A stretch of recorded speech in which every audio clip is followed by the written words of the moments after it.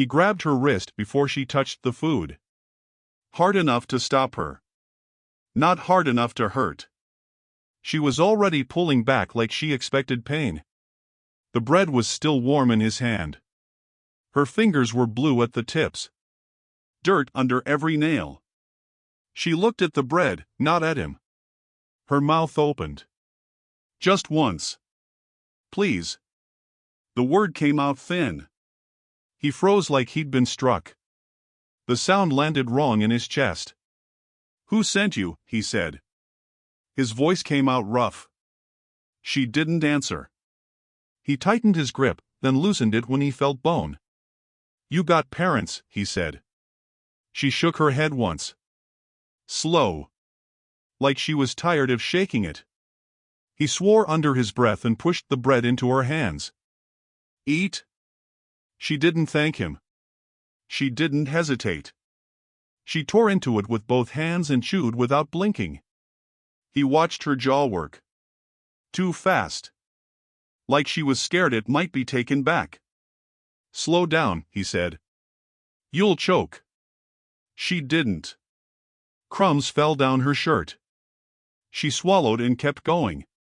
He poured water from his canteen into the lid and held it out. Drink. She drank. Careful.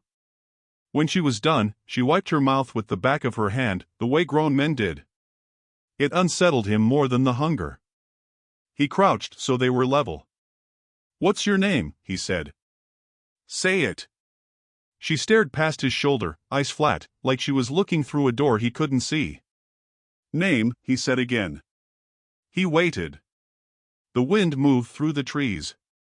She didn't move at all. Hey, he said.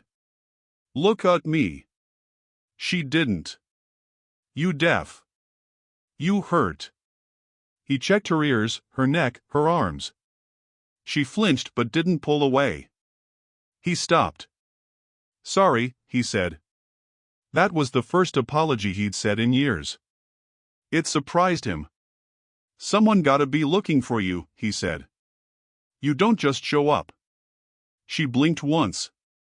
That was it. He stood and paced a step, then another. This ain't my problem, he said. I ain't built for this. He looked down at her again. She was watching him now. Quiet. Waiting. You got a name, he said. Everybody got a name. He tried softer. Girl. Kid. Nothing. Her face stayed blank. It wasn't fear. It was practice. That scared him. He handed her the last piece of bread. Take it. She took it. Their fingers touched. She was cold. He felt it all the way up his arm. He pulled his hand back too fast. What do I call you? He said. Nothing came. He noticed then how small her shoes were, soles worn through, toes wrapped in cloth. How she stood like she was bracing for a shove. He thought of the road behind him, empty and quiet, and the long way back to the cabin. He thought of leaving. The thought sat wrong. He rubbed his face with both hands and breathed out slow. He swallowed. Say it again, he said. Just say it. She didn't. Right here now. She kept staring like she hadn't heard him at all. Not at his face. Not at the trees. Just straight ahead, eyes open, unblinking. It made his skin itch. He waved a hand in front of her. Nothing. He snapped his fingers once. Still nothing. Kids talk, he said. They cry. They beg. They don't do this. She stayed quiet. Her mouth pressed into a thin line like it had learned the shape early. You ain't cursed, he said, louder now. Not angry. Afraid. Ain't no such thing. He waited for her to flinch. She didn't. He swallowed and reached for the canteen again. Water, he said. Drink it slow. She took it with both hands. Drank careful. When she finished, she wiped her mouth again, neat, controlled. Like she'd been corrected before. He hated whoever taught her that. "You understand me," he said. "Nod if you do." She nodded once. "Good," he said. "Then say something. Anything." She didn't. He laughed under his breath, sharp and short. "This is stupid," he said. "You're just a kid. Say your name." "Anna," he said. No reaction. "Beth." "Rose." Nothing. He tried softer ones. "Lou May." Still nothing. Her eyes stayed fixed somewhere behind him. Like she was watching something he couldn't turn around to see. He crouched again, closer this time. "You hungry still?" he said. She hesitated, then nodded. He handed her a strip of dried meat. She took it slow, like it might bite her. He watched her chew. Counted the movements. He felt a tightness in his chest he didn't recognize. It felt old. It felt like something he thought he'd buried and forgot where. He rubbed his sternum like that might help. It didn't. He stood up fast. "Fine," he said. "I'll walk you to the road. Someone'll come. Someone always does." He slung his pack over his shoulder and started down the trail. He counted his steps. 5. 10. He didn't look back until he felt the pull. Small fingers dug into his coat. Hard. He stopped like he'd hit a wall. "Don't," he said. His voice dropped. "Don't do that." She didn't let go. Her grip tightened. Knuckles white. Her face stayed blank but her hand shook. He looked down at her fingers, dirt packed into the cracks, nails split. He pried them loose one by one. Gentle. Slower than he meant to. She didn't fight. She didn't cry. She just watched his hands like they mattered. "You can't follow me," he said. "I don't have room. I don't have time. I don't have patience." He waited for her to step back. She didn't. She stood there, close enough he could smell smoke in her hair. Old smoke. Not his. He looked at the trees, the trail, the empty stretch of dirt ahead. He felt something crawl up his spine and settle there. He knew then she wasn't asking. She was deciding. And she had already chosen him. The thought scared him more than the quiet ever could. More than any threat he knew. "Fine," he said, breath heavy. "Just don't follow me." He took one step. Then another. Boots crunching. He didn't turn around. He didn't have to. He heard the soft steps behind him. Even. Careful. Staying close but not touching. He kept walking. Into whatever came next without looking back at all. He reached the cabin and paused. The door hung slightly crooked on its hinges. He shoved the bolt back and tested the lock. It gave with a groan. He hesitated in the doorway, half expecting her to bolt. She didn't. She stayed on the threshold, hands folded in front of her, silent, like a shadow waiting for permission. "Come on," he said. She stepped in, slow. He followed, shutting the door behind him. The wood creaked under his weight. The room smelled like cold earth and old smoke. Dust floated in a shaft of late afternoon sun through a cracked window. He set down his pack and glanced at her. "Don't touch," he said. She didn't. Not a finger. She just walked around the edges, eyes moving over the walls. Old tools hung in crooked lines, a rusty axe, a hammer missing its handle, a badge nailed backward on a plank. He noticed her pause at it. She stared longer than he thought reasonable. He stepped closer. "Don't touch," he said again. She didn't. He went to the stove, stacked some wood, and lit a fire. Sparks jumped and died quickly. The flame flickered across her face. She watched it like it had memory, like it was recalling something long gone. He grabbed a pan and threw a few scraps of meat and dried corn into it. The smell made her step closer. She didn't speak. He asked her again. "What's your name?" She opened her mouth as if to answer, then froze. Her jaw worked once. Nothing came out. He lowered the pan, stared at her. "Why not?" he said. She just looked at him, wide eyes, silent. "Someone taught you to keep quiet," he said quietly, almost to himself. He could hear it in the tone of her bones. In the way she moved. In the empty look in her eyes.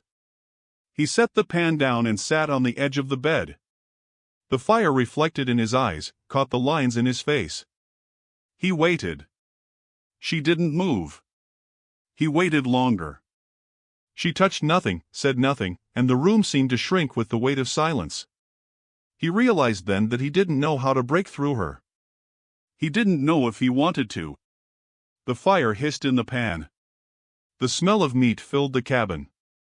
Outside, the wind rustled dry leaves. He leaned back and let out a low breath. "Someone taught you to keep quiet," he repeated.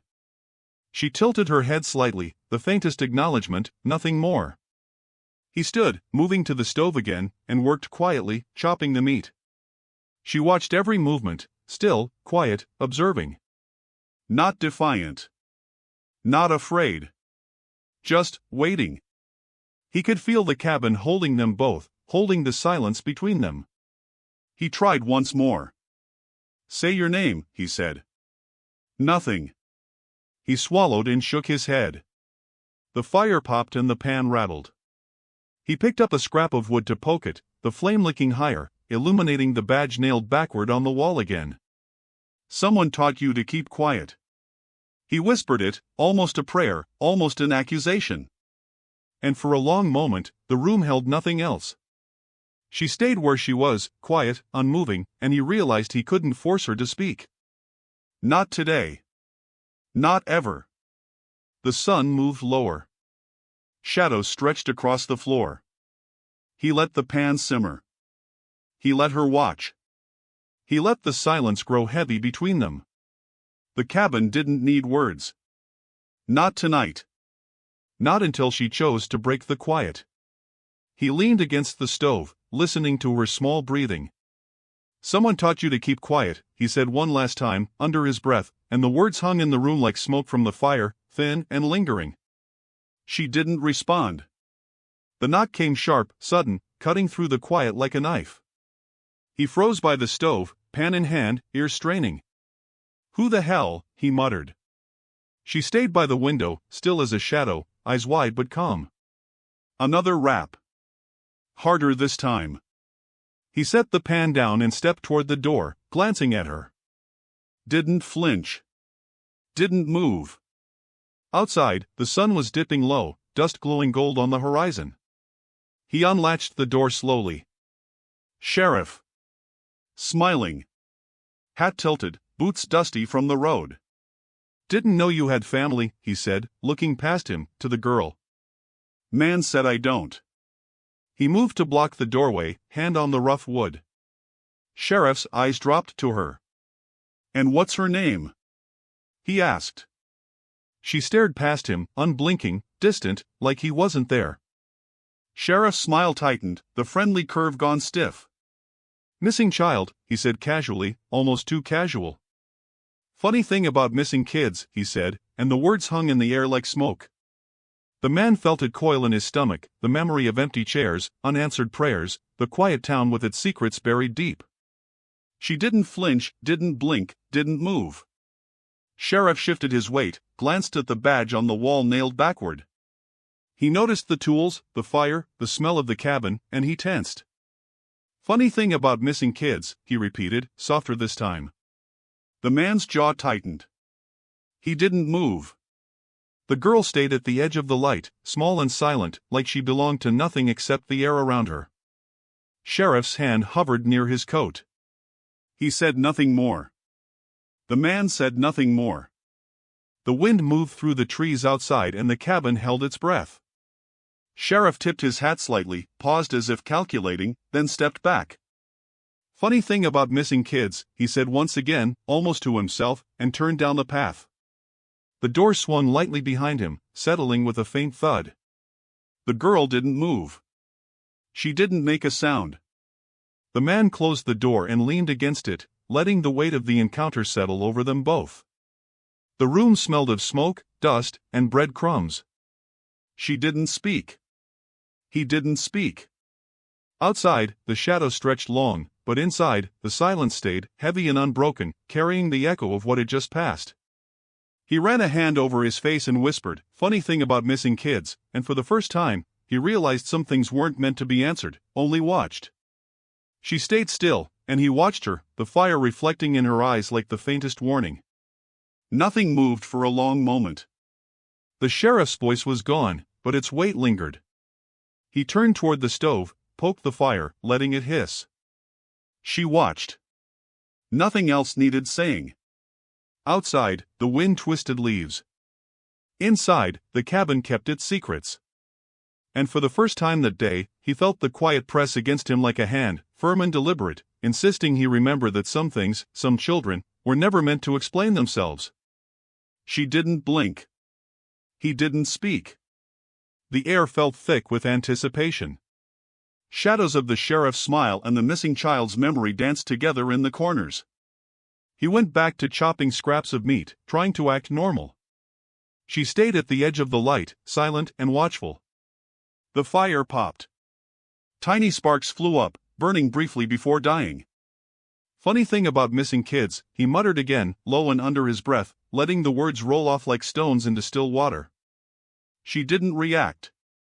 He didn't want her to. The room shrank around them, holding the tension tight, no one breathing it aloud, yet both feeling its weight. Outside, night crept closer, cold and patient. Inside, the cabin kept them, held them together, held them apart. "Funny thing about missing kids," he said one last time, softer, almost a warning, almost a prayer. She stayed where she was, silent, still, untouchable. He went to the stove again, poked at the fire, let the smoke curl into the low ceiling. Outside, the wind whispered through the trees. Inside, nothing moved. He let the silence fill the space between them, letting it stretch, letting it settle, letting it remind them both what it meant to hold a child who spoke only through the weight of her presence. She stayed at the edge of the light. He leaned back against the wall, arms crossed, listening to her small, even breathing. Outside, the world kept moving. Inside, they kept watch over each other, quiet and patient, as if the past and the missing and the unsaid had always been waiting for this room, for this fire, for this silence to contain it. He whispered the words again, low, almost to himself, "Funny thing about missing kids." She didn't blink. He didn't speak. The fire hissed, and they stayed there, two silhouettes in the glow, waiting for the night to settle fully. The door closed behind the sheriff with a faint click that echoed too loud in the cabin. Silence filled the room like it had weight, pressing against the walls and the ceiling. She stayed by the fire, small hands folded in her lap, her eyes distant. He took a step toward her, and she flinched slightly, but didn't move away. Then it happened, her stomach heaved. She bent over, dry retching onto the wooden floor. He jumped forward. "Hey! Hey! Look at me! Not at the floor. At me." She shook her head weakly, tears already forming at the corners of her eyes. He knelt beside her, pressing his hands to her back, unsure if he was guiding her or just steadying himself. Hands shaking, he grabbed a rag and a small bucket of water, wetting it and letting her wipe her mouth. "Careful," he said. "Careful." Not a sound from her, only the muted sloshing of water on wood and cloth. Her forehead pressed briefly to his chest. He froze. Her weight small but sharp against him, like a memory he didn't want. He felt it in his ribs, remembered things he'd buried. He whispered a name under his breath, one he'd never said aloud before. The sound was fragile, fleeting, carried in smoke and memory. She pressed closer for a heartbeat, then pulled back and stared. Eyes black and deep, like she had known grief longer than he had. He swallowed. Couldn't tell if she was forgiving him or punishing him. The air felt thick, heavy with quiet, with the smell of burnt wood and fried meat lingering from earlier. He moved to the fire, poked it, and let the sparks rise and die, watching her watch them. He crouched again. "You're all right," he said. "You won't choke. You're safe here." She nodded once. Just once. That small gesture hit him like a hammer. Safe. He didn't feel safe himself, not since the girl had appeared. He rubbed the back of his neck and tried to look normal, even though his hands still shook from the panic. "You're gonna eat," he said, holding a strip of dried meat out. She took it slowly, one careful bite at a time. Her eyes stayed on him the whole time. He thought of the sheriff, the road, the missing children, all of it, and wondered what she had seen before she came to him. Her small fingers brushed against his sleeve as she reached for the next piece. He flinched, pulling slightly back. "Careful," he said again, softer this time. "You won't get hurt here."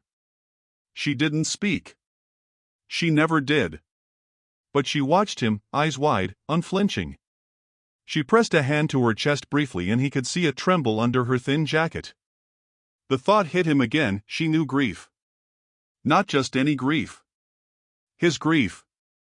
Her weight against him, her silence, her stare, all carried an understanding he had no words for.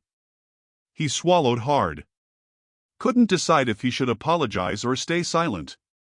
He stayed silent. After a while, he knelt on the floor beside her. The firelight hit her hair, orange in the low glow. "Don't worry," he said. "You're all right. Nobody's coming for you tonight." She chewed, nodded once, and swallowed. Her lips trembled slightly, like she wanted to speak but couldn't.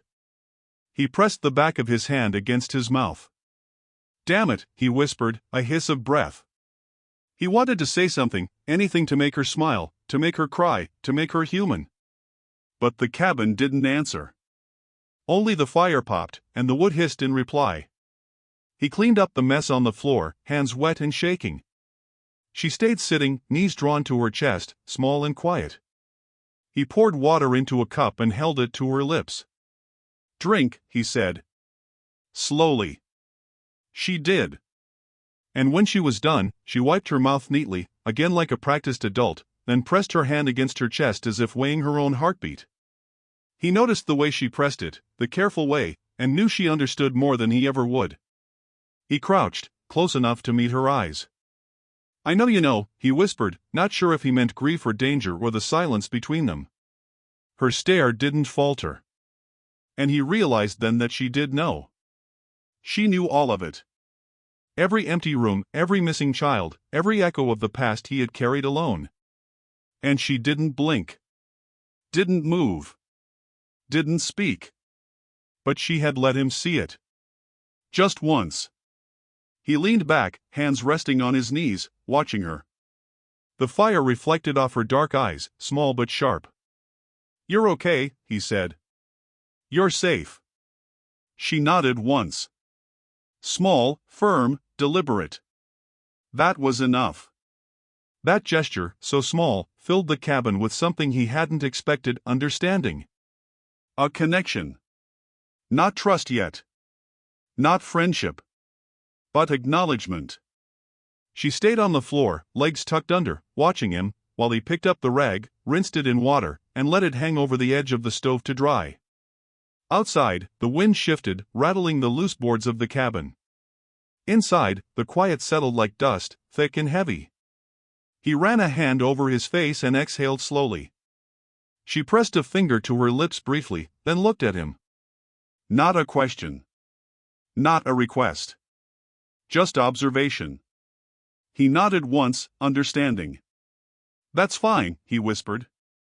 "You don't have to say anything. Just stay." And she did. She stayed.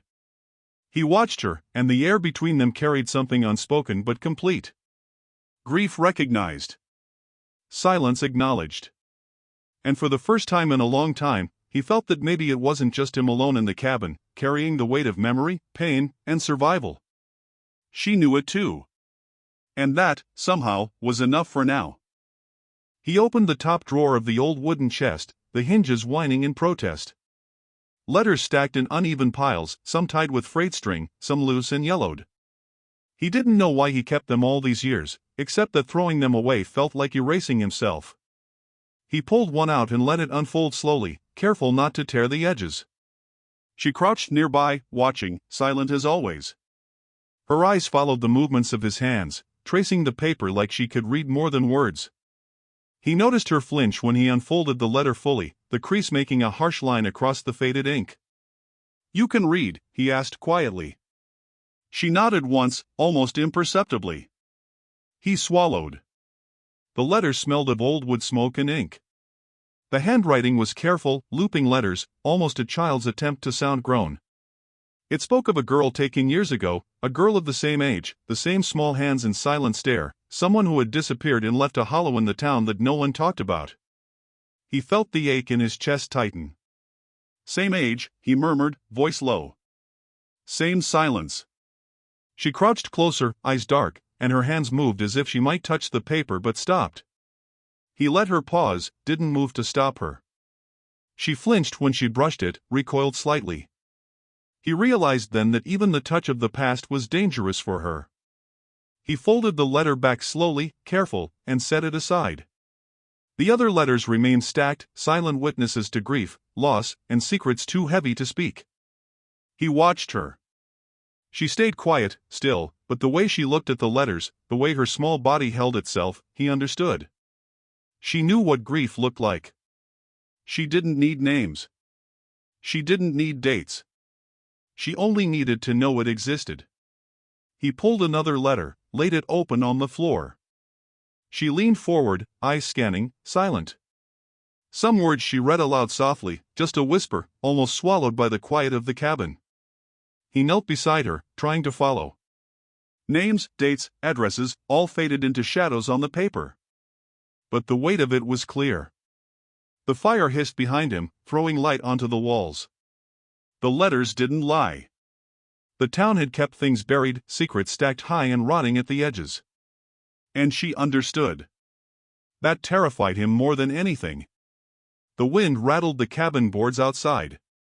The fire popped, sparks rising and dying quickly. He noticed her hands brushing over the paper again, fingertips tracing lines she couldn't speak. He leaned closer. "Can you read all of it?" he asked. She nodded. Quiet. Her eyes were wide, absorbing, taking in what had been kept from them both. He realized that the silence she carried was not empty, it was filled with memory, with knowledge, with understanding. Each letter was a ghost she could touch but not speak aloud.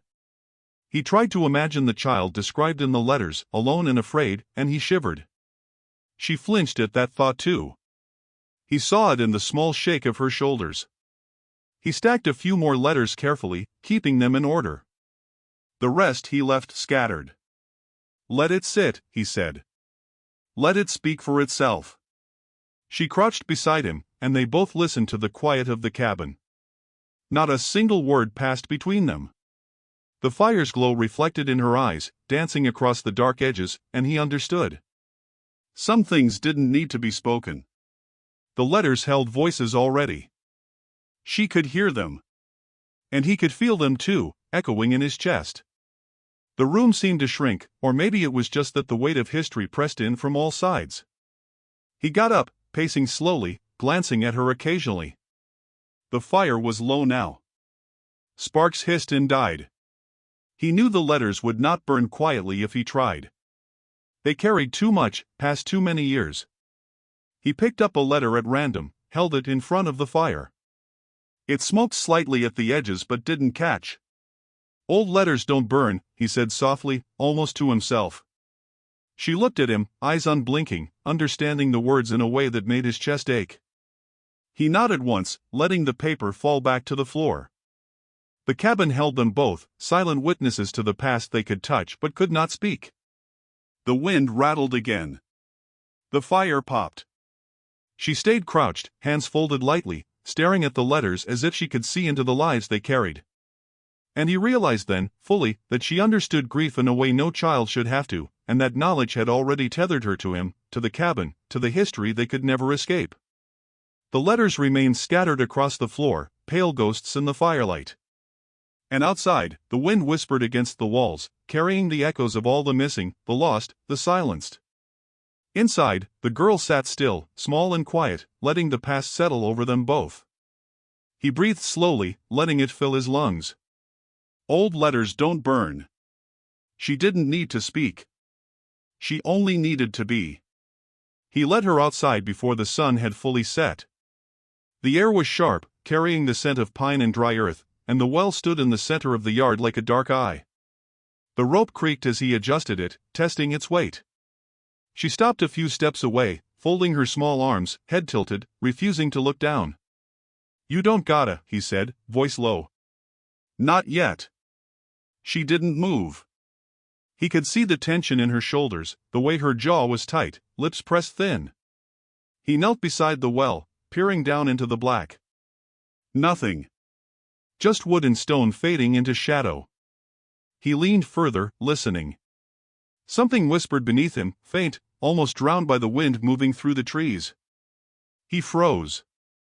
A memory brushed past, names lost to mud, children swallowed by silence, towns burying more than just bodies. She didn't make a sound.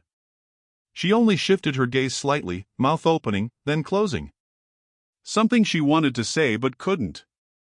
He straightened, heart tight, and saw her small hand rise, moving slowly, as if to trace the edge of the well. Her lips moved. No sound. She mouthed a word like a ghost, almost imperceptible, swallowed by the wind. He swallowed. The rope creaked again, a reminder of weight, of depth, of things too old to name. He stepped back and ran a hand through his hair. The town, he realized, buried secrets vertically. Each well, each foundation, each hollow in the earth held a memory that townsfolk refused to speak aloud. He could feel the weight pressing down, the gravity of it, and she stood beside him, small, silent, knowing. The wind shifted again, stirring leaves into a thin dance. He glanced at her. No fear. Not even hesitation. Just the calm of someone who had been shown the wrong and understood it without explanation. He lowered his hand, letting it brush against the rough wood of the well, feeling the grooves and chips, the years of rain and sun etched into it. He could almost hear the voices, faint, distant, layered beneath each other like sediment. She moved closer, hand hovering near his arm, but never touching. He looked down the well one last time. Still nothing but shadow. Then he looked at her. Eyes wide, steady. She had been here before, somewhere deep in memory or loss. He knew it. She had known it all along. He swallowed. The earth seemed to shift beneath him, or maybe it was just his own blood pounding. She mouthed again, slow, deliberate. No sound came. But he felt it. The weight of acknowledgement, the recognition that the past was never gone, only buried, waiting. He knelt, gripping the rope lightly, listening to the silence between breaths. She crouched beside him, and for the first time, the depth of the town, the hidden grief, pressed into him fully. Nothing moved but the wind, the rope, the quiet understanding between them. Secrets buried vertically, he whispered to himself, and she did not blink. She only watched, knowing. The sun fell lower, shadows stretching long across the yard. He stood, brushing his hands on his trousers, and looked at her. She stayed crouched, calm, resolute. No words passed. Only presence. And in that presence, he understood. The town's past, its lost children, its hidden grief, all ran through her stillness. The well remained dark. The wind whispered through the trees. And together, they stood there, tethered to the silence, the weight, and the buried memories beneath. She didn't move. He didn't speak. The rope swayed gently, and the cabin behind them held its quiet witness. He took a deep breath and let it out slow. Some things, he realized, were never meant to be spoken. Only seen. Only remembered. Only kept. She stayed beside him, quiet. And he understood that some truths traveled deeper than words, resting in the hollow of the well, and in her steady, unwavering gaze. They walked slowly along the narrow dirt path to the old woman's house, the wind tossing dry leaves around their ankles. The girl stayed close, hands folded, silent. The woman was on her porch, mid-sentence to no one in particular, talking about days long gone and daughters who learned to vanish. When she looked up and saw the girl, her body stiffened instantly, a crease forming between her brows. She didn't rise, didn't greet them, just stared. "She's not lost," she said, voice sharp, carrying across the porch. The girl didn't move, didn't blink. She only let her eyes meet the older woman's, as if recognition passed silently between them. He stood behind her, unsure, hands tightening at his sides. The air felt thick, heavy, layered with things unsaid. The old woman's eyes softened slightly, scanning the girl from head to toe, then flicked to him. "Not your fault," she said, almost whispering, and turned back to the porch railing. The girl stepped closer to the woman. Still, the woman did not reach out. Not a hand, not a word. "You're not speaking her name," she said finally, tone even, carrying a warning. She talked about daughters who learned to disappear early, girls who knew when to hold back and when to vanish. The wind stirred the leaves again, rattling against the porch. He watched them, both still, both aware of what had been carried down through generations. The girl's small hand hovered, brushing against the old woman's wrist briefly, testing. The woman didn't pull away. She didn't react. She just let it sit there, weightless and deliberate. The girl's grip tightened, firm. Hard. Not a question, not a demand, just presence. "She feels it," the woman said quietly, more to herself than to them, and shifted slightly, letting the hand rest there. The man finally spoke. "We shouldn't have come," he said, low, more to himself than anyone else. The woman didn't respond immediately, just studied the girl, noting the silence, the calm, the weight behind her eyes. "She knows," the old woman said, and he flinched slightly. "She knows what it means to hold grief, to watch, to wait." The girl stayed still, listening, absorbing, not moving a muscle, letting the words hang heavy in the air.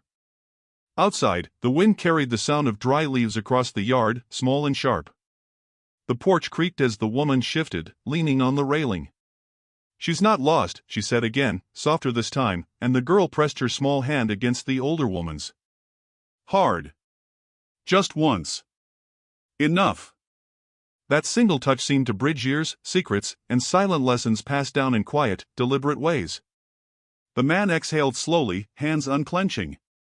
He felt the weight in the girl's presence, the recognition of histories he had never known. And for a long moment, they stayed like that, 2 generations, tethered by understanding that required no speech. The wind stirred again, stronger this time, rattling the roof shingles. The old woman's eyes softened fully, and the girl didn't flinch. Not once. She understood what it meant to inherit silence. To know when to speak and when to remain unseen. The man stepped back slightly, letting them have the moment. The porch light flickered, casting long shadows across the dirt path. They didn't move. They didn't speak. Only the girl's grip held fast, firm, and deliberate, and in that grip, the old woman acknowledged her. And he knew then that strength could be quiet. It could be still. It could be inherited without words. The wind moved through the trees again, shaking dry leaves, whispering secrets they didn't need to voice. The girl stayed at the old woman's side, quiet, unblinking, learning what women remembered. And he understood that some lessons were carried in silence, and some bonds were forged without a single word. He let the moment linger, letting the porch and the wind and the weight of what had been left unspoken hold them together. The girl pressed her hand again, just once, and the old woman didn't move it. That touch said more than names, more than apologies, more than explanations. And for the first time that day, he didn't feel the need to speak either. They all stayed still, quiet witnesses to what was passed down, what was survived, and what remained unbroken. Shadows stretched long across the path. Leaves rattled. And the girl's small hand remained pressed firm against the old woman's, solid and deliberate, carrying the weight of history, of strength, of silence that needed no voice. Night had fallen before the knock came again. The cabin shivered under the sound, the wooden boards groaning with the weight of it. He moved toward the door, boots silent on the floor, hand hovering near the latch.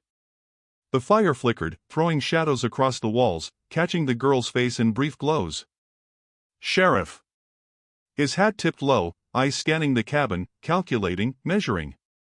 He stopped when he saw the light spilling from the old woman's house, noticed the small figure of the girl inside. "You're making noise," the sheriff said, voice low but sharp. The man stood square, hand brushing the doorframe. "You made graves," he said, words hard, deliberate. The girl stepped forward slightly, tiny silhouette between them, still silent. Not a flinch. Not a word. Her presence alone seemed to expand the space between accusation and defense, filling it with a weight that pressed against both men. The sheriff's hand twitched near his coat, reaching, instinctive, like he could claim authority through muscle. The man didn't move, didn't blink. Shadows played across the cabin walls, long and thin, stretching the firelight into fingers pointing at everything unsaid. The girl's dark eyes held steady, unwavering, and for the first time, the sheriff's confidence faltered. He flinched slightly, fingers tightening but stopping short. Authority couldn't move her. Couldn't push past the quiet she carried. He opened his mouth, closed it again. The man shifted slightly, leaning against the doorframe, calm, deliberate. Not threatening, just there. He didn't speak. The cabin seemed to contract, drawing them all into the silence, the tension, the history of what had been buried and hidden. The sheriff's gaze flicked to the old badge nailed backward on the wall, the tools scattered across the room, the fire sputtering in its pan. Something about the arrangement, about the deliberate disorder, made him pause. "You're making noise," he said again, softer this time, almost questioning. The man held his ground. "Made graves," he repeated under his breath, letting the words hang in the air. The girl didn't move. Didn't blink. Didn't speak. And somehow, that stillness carried more threat than any gun, any law, any oath. The sheriff's lips pressed into a thin line. He looked at the fire, then at her, then back to the man. Every instinct screamed that he was no longer in control. His hand moved slightly again toward his coat, then stopped. The weight of quiet and witness had shifted the room's balance. Not guns, not words, but presence, history, and silence had claimed the upper hand. The man shifted his stance slightly, slow, deliberate, letting the sheriff read the room. The sheriff's chest rose and fell, tension coiling, then loosening slightly. Outside, the wind moved through the trees, carrying dry leaves across the yard, sharp and soft at the same time. The girl's eyes didn't waver. She had seen things, known things, survived things that made authority meaningless. He could feel it, the pull of her stare, the weight of history pressing against every shadow in the room. The sheriff exhaled slowly, tipping his hat slightly, as if conceding to the invisible force she carried. He didn't speak, didn't reach, didn't test again. And when he finally turned and left, his boots crunching on the dirt outside, the door swung closed behind him, soft but firm. The cabin exhaled. The man leaned against the doorframe, shoulders tight, breathing slow. The girl stayed where she was, small, steady, her dark eyes reflecting the dying firelight. They both knew that the night had changed, that authority had revealed its true face, and that power was nothing against presence and silence. He turned back to the stove, poked at the fire. Sparks hissed and rose, then died. She stayed close, watching, still, unflinching. Outside, the wind whispered through the trees. Inside, the cabin held them, quiet and unbroken, witnesses to what had passed and what would remain. Shadows stretched long across the floor, dancing over letters, tools, and the backward badge. They didn't move, didn't speak. The sheriff was gone. The weight of the night lingered, heavy, deliberate. And for the first time, they both understood that some threats could be defeated without a sound, and some power had already been undone. The fire popped once, small and sharp, and the cabin held them in its quiet, steady, unbroken witness. She knelt in the dirt outside the cabin, stick in hand, scraping lines into the ground with deliberate care. Names, dates, wells. Each mark precise, deliberate, like she had been practicing this all her life. The man crouched beside her, watching, heart tight in his chest. He didn't say a word at first, letting her work, letting the firelight from the cabin spill over the earth and catch her small hands in sharp relief. The sheriff came again, stepping into the edge of the clearing, voice sharp and accusing. "Kids lie," he said. "Nothing but words, nothing but authority, nothing but expectation." The girl didn't look up. Didn't blink. Just continued to draw lines, the dirt taking the shape of memory, the weight of things unspoken. The man ran a hand through his hair, jaw tight. "She's not lying," he said, low, more to himself than anyone. "Dead ones don't," the old woman spat from the porch, voice carrying through the cold night air. The sheriff froze at the sound, eyes narrowing. The girl drew one more line, nodding slightly at the man. She looked at him directly, small but fierce, acknowledgement in her gaze. He understood. She trusted him. He trusted her. They didn't need words for that. The sheriff's lips pressed thin, his chest tight with disbelief. He stepped closer, but the girl didn't flinch. She moved only enough to finish a set of symbols in the dirt, scratching dates and names near the edges of the circle she had begun. Authority meant nothing here. His hand hovered over his gun, hesitated, then fell. The man's jaw relaxed fractionally. Outside, the wind stirred, carrying dust and dry leaves, whispering against the cabin walls.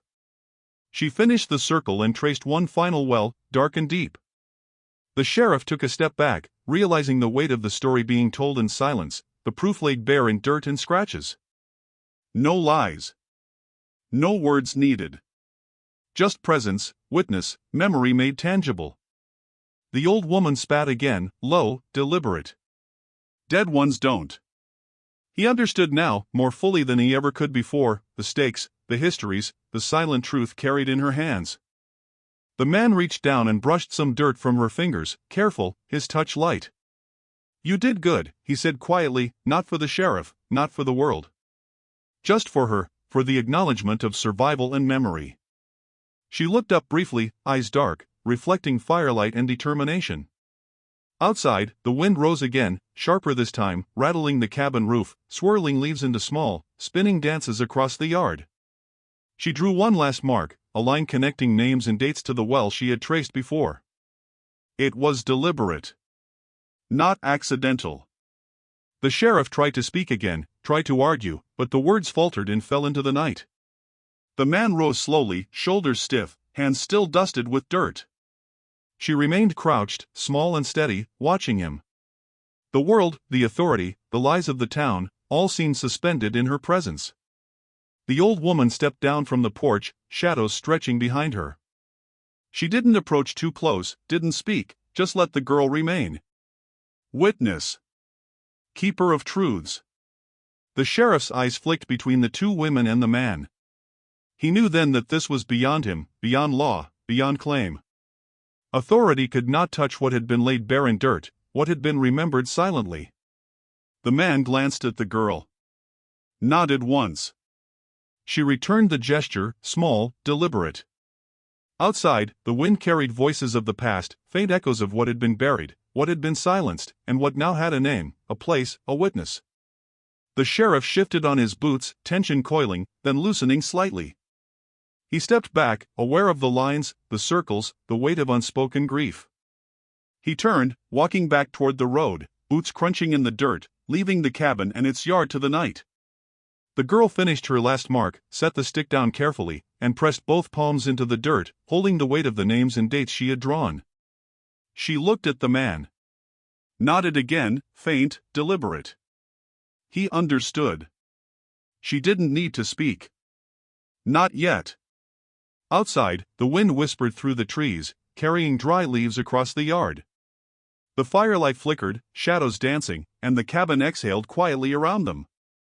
They stayed together, silent witnesses to memory made tangible, history acknowledged, truth carved in the dirt.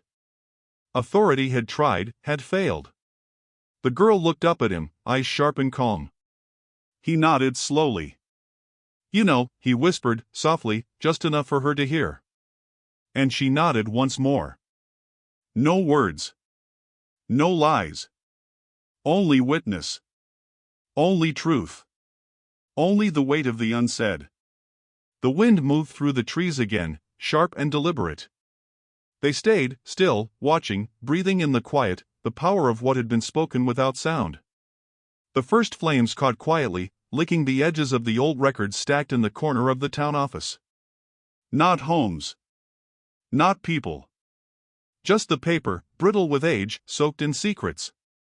She watched calmly, small and still, firelight reflecting in her dark eyes. Sparks curled into the night sky, smoke twisting, carrying the weight of years. The man stood beside her, coat pulled tight around his shoulders, and offered it to her. "You're safe," he said. She shook her head. "No one ever is." His hands itched to reach out, to touch her hair, to comfort, but she didn't need that. She never had. She only needed the witness of fire, the understanding that some justice didn't need words. The wind shifted, carrying ash into the trees, scattering it like lost names across the earth. The sheriff's screams came after, muffled by the distance, anger and disbelief tangled together, powerless against the blaze. The man ignored them, focusing on the girl beside him. She stood quietly, letting the fire reflect in her eyes, letting the destruction speak in place of words. He took a step closer, hand brushing her sleeve. She didn't flinch. The fire hissed, records curling and blackening, and the smell of burned paper filled the air, heavy, sharp. He exhaled slowly, feeling the weight lift, just slightly, from both their chests. Outside, the wind carried smoke across the town, twisting it around rooftops and empty streets. The sheriff's voice echoed faintly, raw with frustration. She didn't move. Didn't blink. Didn't speak. The man leaned toward her, coat offered again. "Safe," he said, soft. She shook her head once more. "No one ever is." The flames climbed higher, hungrily consuming the stacked records, and for the first time, the town's history seemed to crack and release itself. Sparks rose, drifting in the wind like ghosts freed from the past. The girl's eyes stayed on them, dark, calm, and steady, reflecting the orange glow. He noticed her small hand twitch slightly, brushing against the edge of his coat, but not taking it. That gesture alone carried a weight heavier than any words. Buildings around them remained untouched, silent witnesses. Justice arrived quietly, without ceremony, without announcement, without satisfaction. Only the fire, only the witness, only acknowledgement. The man exhaled again, shoulders easing, though the ache in his chest remained. She turned her head slightly, watching the smoke curl upward, watching the light dance in the night. The wind carried embers across the ground. The sheriff's shouts faded, replaced by the crackling of burning paper. He watched her. She didn't speak. Didn't flinch. Didn't turn away. He realized then that this was the only ceremony she needed, the acknowledgement of the past, the reckoning done in silence, the weight lifted by fire and witness alone. Sparks fell at their feet. The man offered his coat once more. She didn't take it. She didn't need it. He understood. The night held them both, firelight flickering across their faces, shadows long and deliberate, carrying away what needed to vanish. The wind stirred again, and the cabin behind them stood silent, steadfast, watching, waiting. He looked down at her small figure, calm, unwavering, and realized that justice didn't always announce itself. Sometimes it came quietly, in reflection, in presence, in witnessing what had been hidden too long. She stayed beside him, fire reflecting in her eyes, steady, unblinking. And he knew that for the first time in years, someone else carried the memory too, without complaint, without fear, without words. The flames crackled, reaching higher. Smoke swirled. Ash fell like snow across the dirt. And in that quiet, terrible, beautiful night, the man and the girl stood together, witnesses to what had been, what was, and what could never be undone. Dawn came gray, slow, and unrelenting. The town was silent, emptied of power, the sheriff gone, the smoke of burned records still drifting into the low clouds. The man knelt in front of her, hands resting on his knees, watching. "You can tell me," he said softly, careful, deliberate. She touched her throat lightly, small fingers brushing the thin skin, and shook her head. "Not yet. Not here." He waited. His eyes traced her movements, memorizing the weight of her silence, the way she held herself, still and deliberate. Then, slowly, she reached into the dirt beside her, scraping a name carefully into the earth. Not hers. Another. One she chose. He leaned closer, reading the letters in the early light. The name was deliberate, clean, careful, like she had meant it to carry weight, to carry history, to carry choice. He understood instantly. Identity could be given, could be taken, could be hidden, could be declared, and she had chosen it deliberately. Not a wound.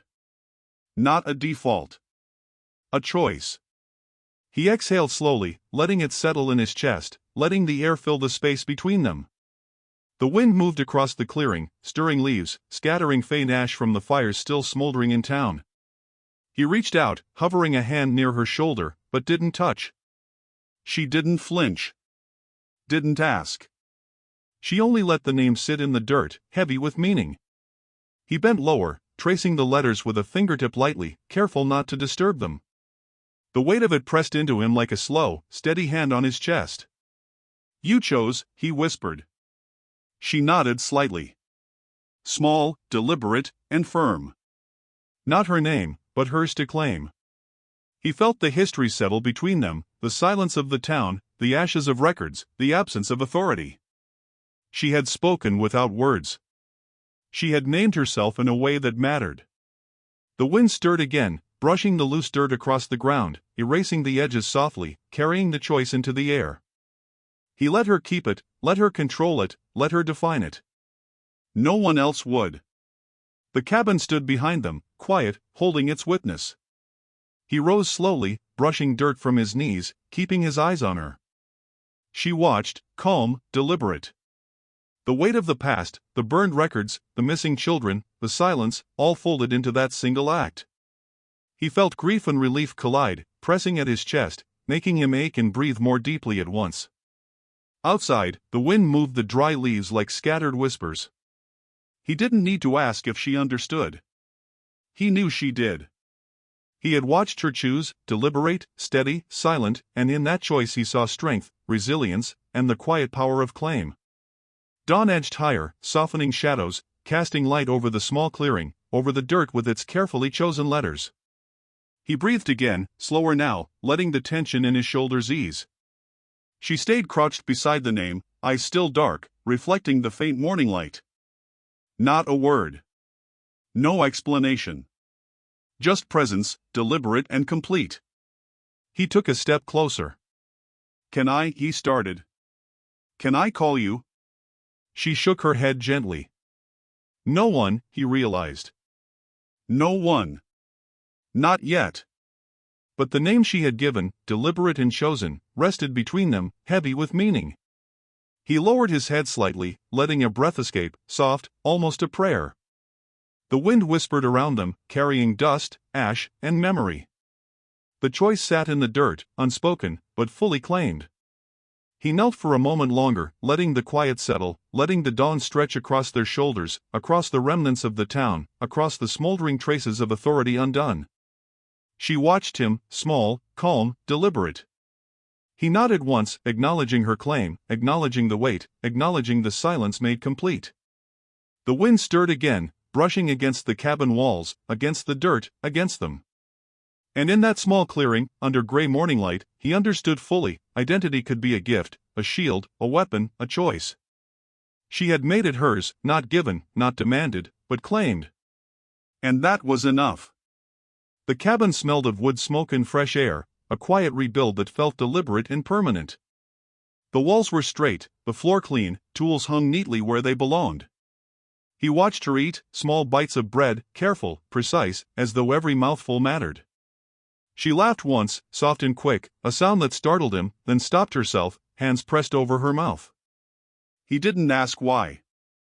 Some things didn't need explanation. He leaned against the doorframe, arms crossed, watching the light stretch across the floor.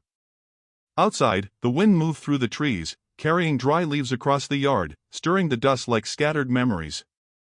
She set the bread aside, small and deliberate, and looked at him. He waited. "You staying?" he asked, voice low, careful. She didn't answer with words. She just sat beside him on the floor, back straight, hands folded lightly in her lap. Not close. Not distant. Present. Enough. He exhaled slowly, shoulders easing. He didn't ask her name. He didn't need to. The air between them carried all that mattered, presence, understanding, the quiet acknowledgement of survival and witness. Outside, the sun edged higher, softening shadows, golden across the rebuilt cabin. He looked at her once more, small, deliberate, calm, and realized some bonds didn't need names. Some trust didn't need words. He let his eyes drift toward the window, watching light and shadow play across the floor, across the walls, across them both. She didn't speak. She didn't move. Only presence, deliberate and quiet. He felt it settle, the weight of past grief and lost children and the town's silence slowly easing from his chest. The cabin exhaled around them, held them, protected them. Outside, the wind whispered through the trees again. He felt the ache, the memories, the quiet horrors of the past fade slightly, carried off into the soft morning. She stayed where she was, small, still, steady. He let the moment stretch, long and deliberate, no words needed, no explanations required. They shared the silence fully, letting it do the work of trust, of understanding, of healing. Shadows moved across the floor, light shifting with the rising sun. He didn't move closer. She didn't move away. It was enough that they were together. Enough that the cabin held them, quiet, rebuilt, steady. He exhaled again, softly, deeply, feeling the slow pulse of safety fill the space. Outside, leaves stirred, wind whispered, the world moved. Inside, they remained, deliberate, present, unbroken. He glanced at her once more, small, steady, unflinching, and finally understood that some things stayed, some things endured, even in silence. They didn't need to speak. They didn't need to name it.